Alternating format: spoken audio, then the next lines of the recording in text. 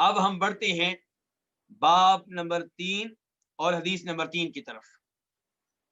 باب الاسلام یہدم ما قبلہ۔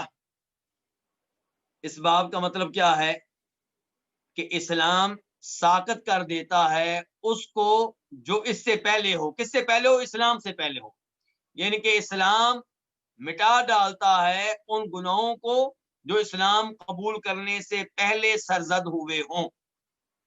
اسلام ساقط کر دیتا ہے، گرا دیتا ہے، اسلام مٹا ڈالتا ہے ما قبلہ، ان گناہوں کو، ان جرائم کو جو اسلام قبول کرنے سے پہلے سرزد ہوئے ہوں۔ حدیث کیا ہے؟ حدیث نمبر 3 ہے، اور 3 کے بعد کیا لکھا ہوا؟ میم، یعنی کہ یہ وہ حدیث ہے جس کو صرف امام مسلم رحمہ اللہ روایت کرتے ہیں۔ عن ابن شماسة المهري قال حضرنا عمرو بن العاص وهو في سياقة الموت فبكى طويلا وحول وجهه إلى الجدار فجعل ابنه يقول يا أبتاه أما بشرك رسول الله صلى الله عليه وسلم بكذا أما بشرك رسول الله صلى الله عليه وسلم بكذا قال فأقبل بوجهه فقال إن أفضل ما نعد شهادة أن لا إله إلا الله وأن محمد رسول الله إني قد كنت على أطباق ثلاث۔ حدیث طویل ہے، اس لیے میں نے اس کے شروع کا حصہ فی الحال پڑھا ہے، تو جب اس سے فارغ ہو جائیں گے تو پھر بعد والے حصے کی طرف منتقل ہوں گے۔ ابن شماسہ المہری سے روایت ہے۔ ابن شماسہ شین کے اوپر آپ زبر بھی پڑھ سکتے ہیں اور پیش بھی پڑھ سکتے ہیں، فتح بھی پڑھ سکتے ہیں، ضمہ بھی پڑھ سکتے ہیں۔ ابن شماسہ مہری سے روایت ہے۔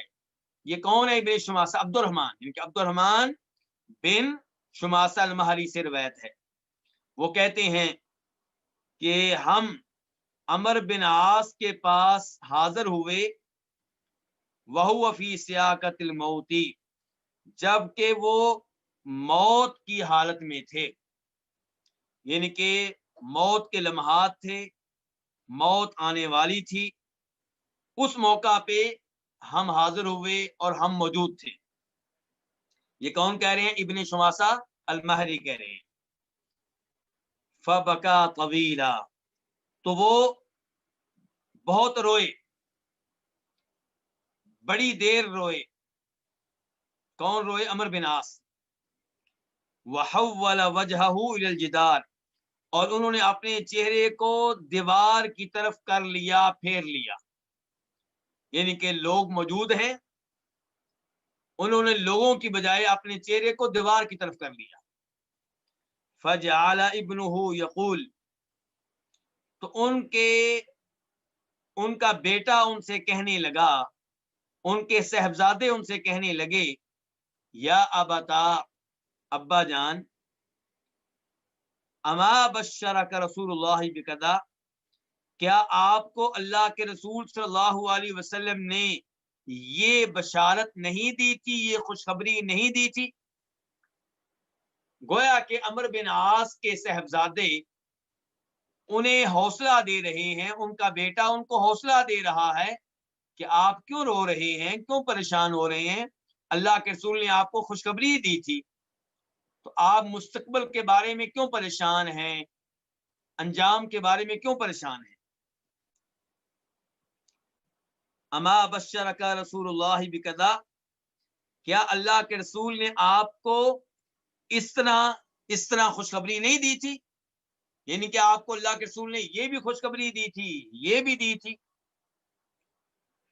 قال، راوی کہتے ہیں، فاقبل بوجہہ، تو عمر بن عاص اپنے چہرے کے ساتھ متوجہ ہوئے۔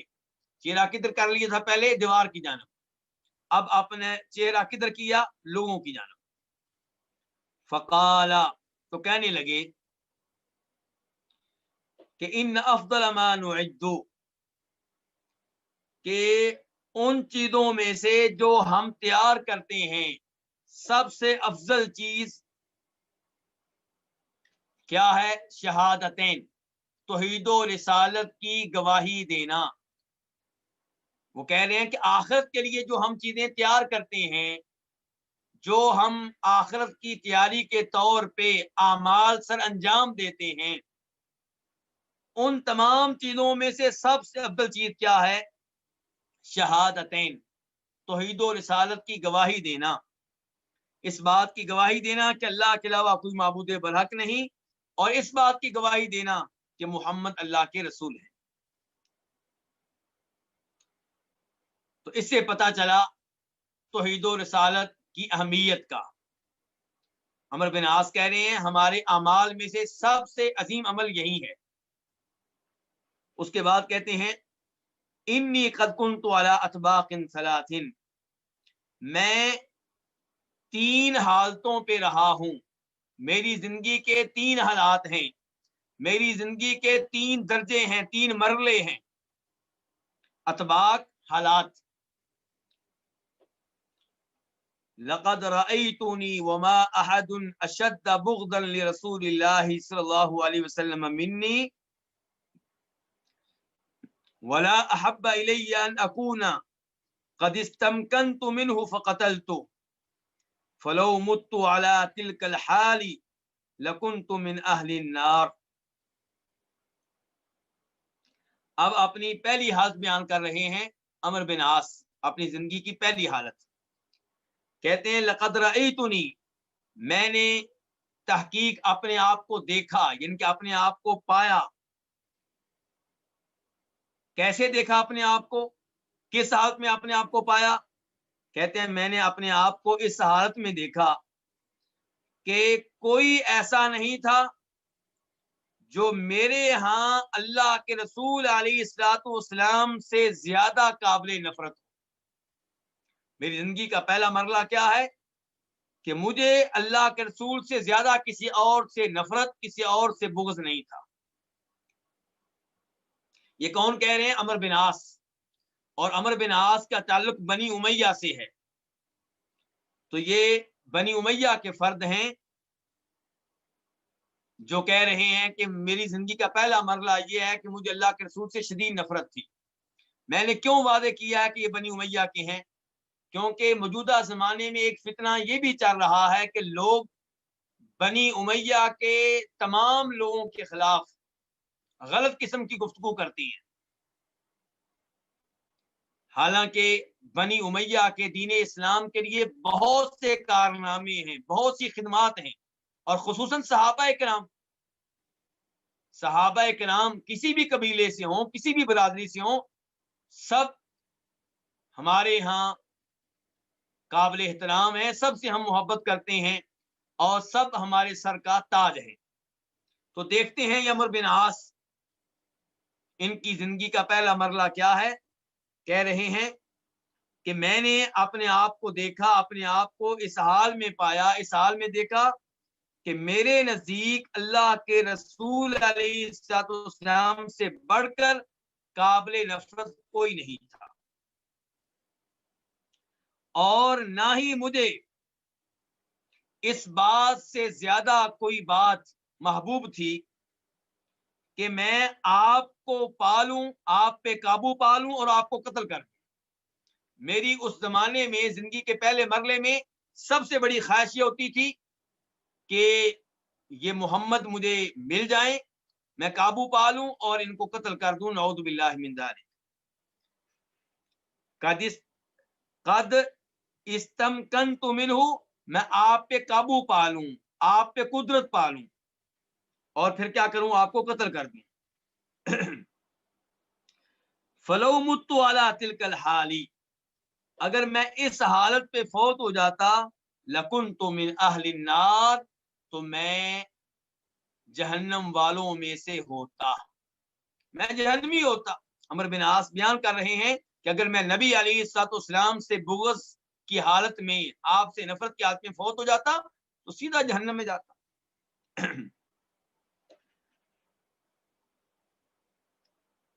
اس کے بعد عمر بن عاص اپنی زندگی کا دوسرا مرحلہ بیان کرتے ہیں، کہتے ہیں فلما جعل اللہ الاسلام فی قلبی اتیت النبی صلی اللہ علیہ وسلم فقلت ابسط یمینک فلابایع فبسط یمینہ قال فقبضت یدی قال ما لك یا عمرو قال قلت اردت ان اشترط قال تشترط بماذا قلت ان يغفر لي قال اما علمت ان الاسلام يهدم ما كان قبله وان الهجرة تهدم ما كان قبلها وان الحج يهدم ما كان قبله.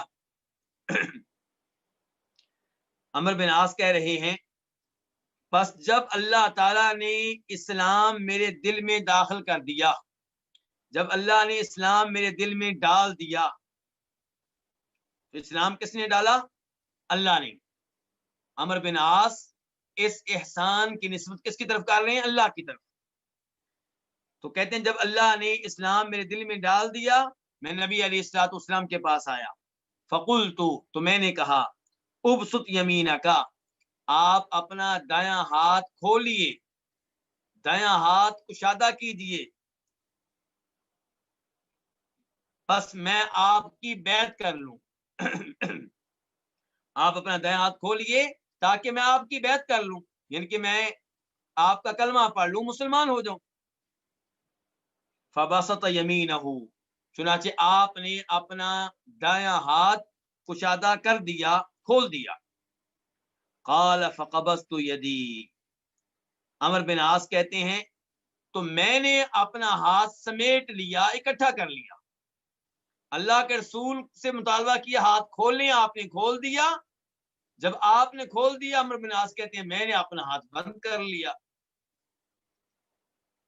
قال، تو آپ علیہ الصلوۃ والسلام نے فرمایا ما لک یا عمر، اے عمر تجھے کیا ہوا، یہ تو نے کیا کیا ہے؟ قال، عمر بن عاص کہتے ہیں قلت، میں نے کہا، اردت ان اشترط، میں ایک شرط لگانا چاہتا ہوں، یعنی کہ اسلام قبول کرنا چاہتا ہوں، لیکن اسلام قبول کرنے کے ساتھ ایک شرط ہے، میری شرط مان لی جائے تب اسلام قبول کروں گا. اردت ان اشترط، میں ایک شرط لگانا چاہتا ہوں. قال تشترط بماذا، کیا شرط لگاؤ گے؟ قلت، میں نے کہا ان یغفر لی، کہ مجھے معاف کر دیا جائے. اسلام قبول کروں اور میرے جرائم معاف نہ ہو تو مجھے اسلام قبول کرنے کا فائدہ کیا ہوا؟ کہتے ہیں میری شرط ہے کہ ان یغفر لی، کہ مجھے معاف کر دیا جائے. قال، تو آپ علیہ الصلوۃ والسلام نے ارشاد فرمایا اما علمت، کیا تو نے جانا نہیں ہے، کیا تجھے معلوم نہیں ہے کہ ان الاسلام یہدم ما کان قبلہ، کہ اسلام ساقط کر دیتا ہے، گرا دیتا ہے، مٹا ڈالتا ہے ما کان قبلہ، ان جرائم کو جو اسلام سے پہلے ہوتی ہیں. اس حدیث کا یہی وہ ٹکڑا ہے جس کا باب سے تعلق ہے. باب کیا تھا؟ کہ اسلام پہلے گناہوں کو ختم کر دیتا ہے، مٹا ڈالتا ہے. اور یہاں پہ اللہ کے رسول بھی یہی کہہ رہے ہیں اما علمتا، اے عمر تجھے یہ بات معلوم نہیں ہے، تجھے یہ اصول پتہ نہیں ہے کہ اسلام پہلے گناہوں کو ختم کر دیتا ہے، مٹا ڈالتا ہے. وَأَنَّ الْهِجْرَةَ تَهْدِمُ مَا كَانَ قَبْلَهَا، اور کیا تمہیں یہ بات معلوم نہیں ہے کہ ہجرت سے پہلے گناہوں کو ختم کر دیتی ہے. ایک انسان مسلمان ہے لیکن کسی ایسے کافر ملک میں رہتا ہے جہاں اسلام پہ عمل کرنا ممکن نہیں ہے، پھر وہ کافر ملک کو چھوڑ کر کسی اسلامی ملک میں منتقل ہوتا ہے، کس لیے؟ اللہ کے لیے. تو اس عمل سے کیا ہوتا ہے؟ ہجرت سے پہلے جو اس نے گناہ کیے ہوتے ہیں، چاہے وہ اسلام کی حالت میں کیے ہوں، ہجرت سے پہلے جو گناہ کیے ہیں جتنے بھی بڑے ہوں، اللہ تعالیٰ ان کو مٹا ڈالتا ہے. وَأَنَّ الْهِجْرَةَ تَهْدِمُ مَا كَانَ قَبْلَهَا، اور یہ کہ ہجرت ان گناہوں کو ختم کر دیتی ہے جو ہجرت سے پہلے سرزد ہوئے ہوتے ہیں۔ وَأَنَّ الْحَجَّ يَهْدِمُ مَا كَانَ قَبْلَ، اور یہ کہ حج ان گناہوں کو ساقط کر دیتا ہے جو حج سے پہلے سرزد ہوئے ہوتے ہیں۔ یہاں پہ 3 بشارتیں دے دی آپ نے، کافر مسلمان ہو جائے پہلے گناہ معاف، مسلمان اللہ کی راہ میں ہجرت کرے ہجرت سے پہلے کے گناہ معاف، مسلمان حج کرے حج سے پہلے کے گناہ معاف۔ لیکن یہاں پہ علماء کرام کی یہ وضاحت ہے کہ ہجرت کرنے سے کبیرہ گناہ تب معاف ہوں گے جب آپ توبہ کر لیں، سچے دل سے معافی مانگ لیں۔ ایک آدمی ہجرت کرتا ہے، کافر ملک سے مسلمان ملک میں منتقل ہوتا ہے، کافر ملک میں شراب بیچنے کا کام کر رہا تھا، مسلمان ملک میں بھی شراب بیچنے کا کاروبار کرنے کا عزم ہے، ارادہ ہے، تو ہجرت سے اس کا یہ جرم معاف نہیں ہوگا، کیونکہ یہ توبہ نہیں کر رہا۔ ہجرت سے اس کے کبیرہ گناہ تب معاف ہوں گے جب توبہ کر لے، اللہ سے کہہ دے کہ یا اللہ آئندہ میں یہ کبیرہ گناہ نہیں کروں گا۔ اور ایسے ہی حاجی صاحب حج پہ جا رہے ہیں، کبیرہ گناہ تب معاف ہوں گے جب اللہ سے توبہ کر کے معافی مانگ لیں، وعدہ کریں کہ آئندہ میں کبیرہ گناہ نہیں کروں گا۔ عمر بن عاص کہتے ہیں ابھی دوسرا مرحلہ وہ بیان کر رہے ہیں اپنی زندگی کا، جس مرحلے میں اسلام قبول کرنے آئے تھے اور اسلام قبول کر لیا تھا۔ کہتے ہیں وما كان احد احب الي من رسول الله صلی اللہ علیہ وسلم ولا اجل في عيني منه، مجھے اللہ کے رسول علیہ الصلوۃ والسلام سے بڑھ کر کوئی محبوب نہیں تھا، ولا اجل في عيني منه، اور نہ ہی میری آنکھوں میں آپ سے بڑھ کر کوئی قابل تعظیم تھا۔ یہ ہے بنی امیہ کی محبت نبی علیہ الصلوۃ والسلام سے، عمر بن عاص کی محبت نبی علیہ الصلوۃ والسلام سے۔ افسوس سے کہنا پڑتا ہے کئی لوگ ان صحابہ کرام کی توہین کرتے ہیں جو لیٹ مسلمان ہوئے، جو شروع میں نبی علیہ الصلوۃ والسلام کے خلاف لڑتے رہے، اور عمر بن عاص بھی انہی میں سے ہیں۔ ایسے لوگ جو ان صحابہ کرام کی توہین کرتے ہیں، وہ یہ ظاہر کرنا چاہتے ہیں کہ شاید یہ اوپر اوپر سے مسلمان ہوئے تھے، نہیں، دل سے مسلمان ہوئے، محبت کے معیار تبدیل ہو گئے، محبت کے پیمانے تبدیل ہو گئے۔ پہلے کہتے ہیں پہلے مرحلے میں اللہ کے رسول سے زیادہ کسی سے نفرت نہیں تھی، اور اب کہہ رہے ہیں کہ اللہ کے رسول سے زیادہ میرے دل میں کسی کی محبت نہیں تھی، اور آپ سے بڑھ کر میری نگاہوں میں کوئی قابل تعظیم نہیں تھا۔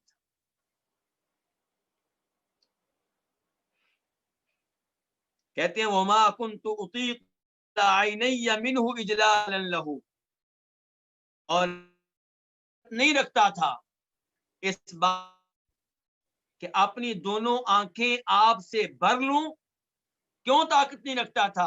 اجلالا له، آپ کی تعظیم کی وجہ سے۔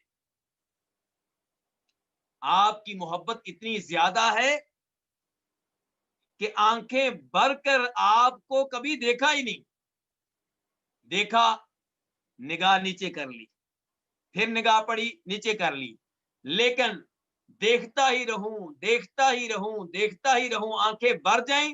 عمر بن عاص کہتے ہیں میں ایسا نہیں کر سکا، کیوں؟ کیا آپ سے نفرت تھی اس لیے؟ نہیں، اجلال اللہ، آپ کی عظمت میرے دل میں اتنی زیادہ تھی کہ میں جی بھر کر آپ کو دیکھ نہیں سکا۔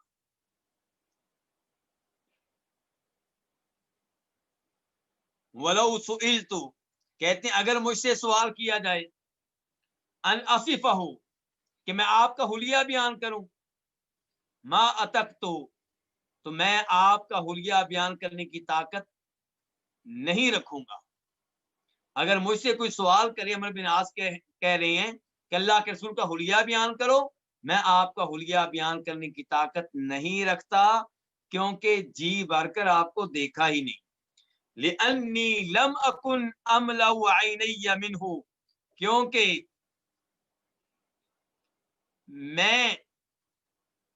میں آنکھیں بھر کر آپ کو دیکھتا نہیں تھا.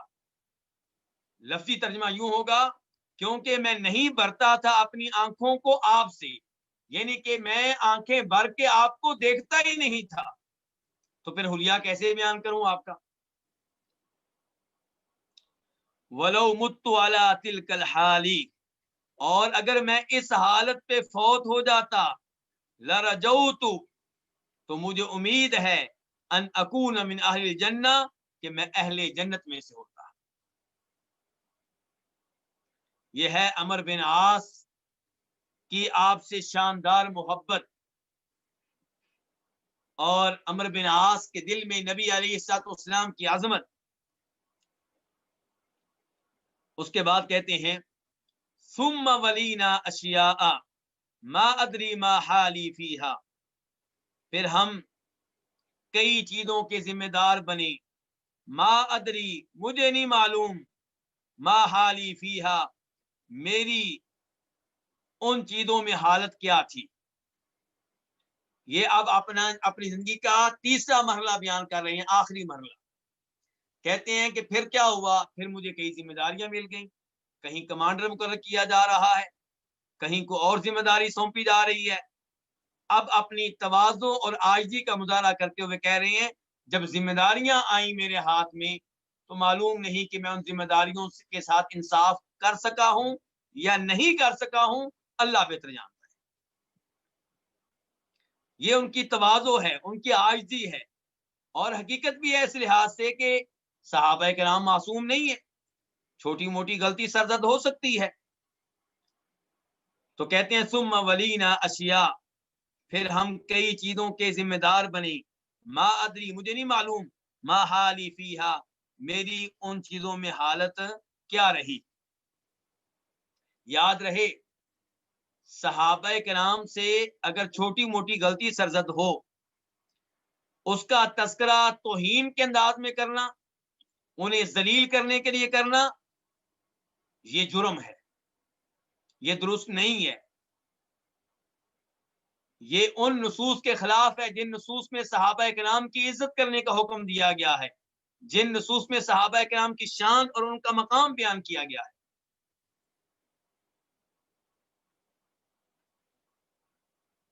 چند دن پہلے ایک صاحب کا کلپ مجھے بھیجا گیا جس میں وہ فطرانے کا مسئلہ بیان کر رہے ہیں اور کہتے ہیں کہ فطرانہ ایک سا ہونا چاہیے، اور یہ بات بالکل ٹھیک ہے.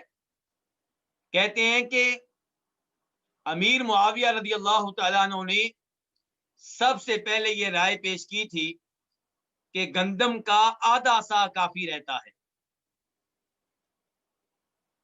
جبکہ اللہ کے رسول علیہ الصلوۃ والسلام نے ایک سا بیان کیا ہے، ایک سا تقریباً 2.5 کلو، اور جب آپ کہیں گے آدھا سا تو تقریباً 1.25 کلو. تو وہ اپنے کلپ میں کہہ رہے تھے کہ میں کسی مسجد میں گیا تو مسجد کے امام صاحب کہہ رہے تھے کہ 1 سا دینا چاہیے گندم کا آٹے کا، آدھا سا دینا غلط ہے. تو میں نے اس امام صاحب سے کہا کہ آپ بتائیں نا کہ یہ غلطی سب سے پہلے کس نے کی ہے، یہ بدعت سب سے پہلے کس نے ایجاد کی تھی. امیر معاویہ کا نام کیوں نہیں لیتے، ان کا معاملہ واضح کریں لوگوں کے سامنے اور بتائیں کہ سب سے پہلے یہ بدعت جاری کرنے والے وہ ہیں. صحابہ کرام کے بارے میں یہ انداز جرم ہے، جرم. ورنہ ہم بھی بیان کرتے ہیں کسی وجہ سے کہ صحابی سے یہ غلطی ہوئی. کس وجہ سے ہم بیان کرتے ہیں، اس کے کئی اسباب ہو سکتے ہیں. کبھی ہم اس لیے بیان کرتے ہیں تاکہ باقی لوگ اس غلطی پہ عمل نہ کریں. کبھی ہم اس لیے بیان کرتے ہیں کہ لوگوں کو پتہ چل جائے کہ انبیاء کرام علیہم الصلوۃ والسلام کے علاوہ کوئی معصوم نہیں ہے. کبھی ہم اس لیے بیان کرتے ہیں کہ نبی علیہ الصلوۃ والسلام کی احادیث کی اہمیت واضح ہو جائے. اور ہم بتاتے ہیں کہ ایک صحابی نے اپنا کو فتویٰ دیا جو حدیث کے خلاف تھا، تو دوسرے صحابی نے ریجیکٹ کر دیا اور کہا ہم حدیث پہ عمل کریں گے. تو ہمارا مقصد صحابہ کرام کی تذلیل نہیں ہوتا، ان کی توہین کرنا نہیں ہوتا، ان کی گستاخی کرنا نہیں ہوتا. لیکن آج اس زمانے میں کئی بدبخت پیدا ہو چکے ہیں جو صحابہ کرام کو ذلیل کرنا چاہتے ہیں، رسوا کرنا چاہتے ہیں، اور پھر یہ بھی کہتے ہیں کہ ایک صحابی کے بارے میں ایسی بات کر دی تو کیا ہو گیا. بھئی اگر آپ صحابی کا احترام صحابی ہونے کی وجہ سے کرتے ہیں تو ہر صحابی کا کرنا ہوگا، امیر معاویہ کا بھی، عمرو بن عاص کا بھی، مغیرہ بن شعبہ کا بھی، سب کا. اور اگر آپ کسی اور وجہ سے احترام کرتے ہیں تو پھر وہ صحابی ہونے کی وجہ سے احترام نہ رہا. صحابی ہونے کی وجہ سے احترام کرتے ہیں تو ہر صحابی کا کرنا ہوگا. اللہ رب العزت ہمیں توفیق دے. تو بہرحال یہ عمرو بن عاص ہیں جو تواضع میں کہہ رہے ہیں کہ پھر ہم نے کئی چیزوں کی ذمہ داریاں سنبھالی اور مجھے نہیں پتا کہ ما حالی فیہا، ان میں میری حالت کیا رہی. فَإِذَا أَنَا مُتُّ، تو جب میں فوت ہو جاؤں، فَلَا تَصْحَبْنِي نَائِحَةٌ وَلَا نَارٌ، تو میرے ساتھ کوئی نوحہ کرنے والی نہ ہو، وَلَا نَارٌ، اور نہ ہی میرے ساتھ کوئی آگ ہو. یعنی کہ جب میں فوت ہو جاؤں، میرا جنازہ لے کر نکلو تو کوئی نوحہ کرنے والی میرے ساتھ نہ ہو، یعنی کہ میرا نوحہ نہ کیا جائے، میرے اوپر زبان کے ساتھ رویا نہ جائے، بین وغیرہ نہ کیا جائے. ولا نارن، اور نہ آگ لے کر چلا جائے. فَإِذَا دَفَنْتُمُونِي، پس جب تم مجھے دفن کر دو، فَشُنُّوا عَلَيَّ التُّرَابَ شَنًّا، تو میرے اوپر مٹی ڈالو. ثُمَّ أَقِيمُوا حَوْلَ قَبْرِي، پھر میری قبر کے ارد گرد کھڑے رہنا. عمرو بن عاص کیا کہہ رہے ہیں؟ پھر تم میری قبر کے ارد گرد کھڑے رہنا. کیوں کھڑے رہنا؟ یہاں پہ وضاحت نہیں ہے، لیکن دیگر احادیث کے ذریعے کیا پتا چلتا ہے کہ یہ کھڑا ہونا کس لیے ہوگا؟ دعا کے لیے. کہتے ہیں ثم اقیموا حول قبری، پھر میری قبر کے ارد گرد کھڑے ہو جاؤ. کتنی دیر؟ کہتے ہیں قدر ما تنحر جزور ویقسم لحمها، اتنی دیر کھڑے رہنا جتنی دیر میں ایک اونٹ کو ذبح کیا جائے اور اس کے گوشت کو تقسیم کر دیا جائے. کہتے ہیں میری قبر کے ارد گرد اتنی دیر کھڑے رہنا جتنی دیر لگتی ہے ایک اونٹ کو ذبح کرنے میں اور اس کا گوشت تقسیم کرنے میں. تو یہ کھڑے ہونا کس کام کے لیے ہے؟ کہتے ہیں حتی استأنس بکم، تاکہ میں تمہاری وجہ سے مانوس ہو جاؤں. کیا مطلب؟ وہی جو نبی علیہ الصلوۃ والسلام نے کہا ہے اس حدیث میں جس کو امام ابو داؤد روایت کرتے ہیں کہ جب میت کو دفن کرو اس کے بعد اس کے لیے ثابت قدمی کی دعا کرو، کیونکہ اس سے قبر میں سوال ہوتے ہیں. تو دعا کرو اپنے بھائی کے لیے کہ اللہ اس کو ثابت قدم رکھ، اس کو درست جواب دینے کی توفیق دے. یہی کچھ کہہ رہے ہیں عمرو بن عاص. کہتے ہیں ثم اقیموا حول قبری، پھر میری قبر کے ارد گرد کھڑے رہو. قدر ما تنحر جزور، مقدار ایک اونٹ کو ذبح کرنے کی، ویقسم لحمها، اور اس کے گوشت کو تقسیم کرنے کی. یعنی کہ ماں جو ہے اس کو آپ مصدریہ بنا لیں گے تو تنہر اور یقسم جو ہے مصدر کے معنی میں ہو جائیں گے. بہرحال تنہر ذبح کیا جائے، جزور اونٹ، ویقسم اور تقسیم کیا جائے لحمها اس کا گوشت. حتی یہاں تک کہ استأنسا میں مانوس ہو جاؤں، بکم تمہاری وجہ سے، تمہارے ساتھ، وانظرا اور میں دیکھوں کہ ماذا اراجع به رسول ربی، کہ کس چیز کے ساتھ میں جواب دیتا ہوں اپنے رب کے سفیروں کو، اپنے رب کے قاصدوں کو، اپنے رب کے رسولوں کو. یعنی کہ قبر میں جو فرشتے آئیں گے ان کو میں کیا جواب دیتا ہوں. تو عمرو بن عاص کے الفاظ سے پتا چلا کہ وہ چاہتے ہیں کہ قبر کے باہر کھڑے لوگ ان کے لیے دعائیں کرتے رہیں اور ان دعاؤں سے وہ مانوس ہوتے رہیں اور ان دعاؤں کی وجہ سے फरिश्तों के सवालों का जवाब देना आसान हो जाए। और ये उनकी तरफ से बड़ी अच्छी नसीहत है। और इससे पता चला कि मैयत का हमारे ऊपर ये हक है कि उसके तदफीन के बाद हम उसके लिए दुआएं करते रहें और रो रो कर अल्लाह से दरख्वास्त करें कि या अल्लाह इसको साबित कदम रखना और दुरुस्त जवाब देने की तौफीक देना। तो उराजे से क्या मुराद है कि मैं जवाब दूं, और रसूल रसूल की जमा है कासद, सफीर, और मुराद यहाँ पे कौन से रसूल हैं? फरिश्ते, क्योंकि फरिश्ते भी कासद होते हैं अल्लाह की तरफ से। जैसे नबी अलैहिस्सलाम अल्लाह ताला की तरफ से रसूल हैं, ऐसे जबरील भी अल्लाह ताला की तरफ से रसूल हैं। लेकिन नबी अलैहिस्सलाम रसूल हैं इंसानों की तरफ और जबरील रसूल होते हैं नबियों की तरफ।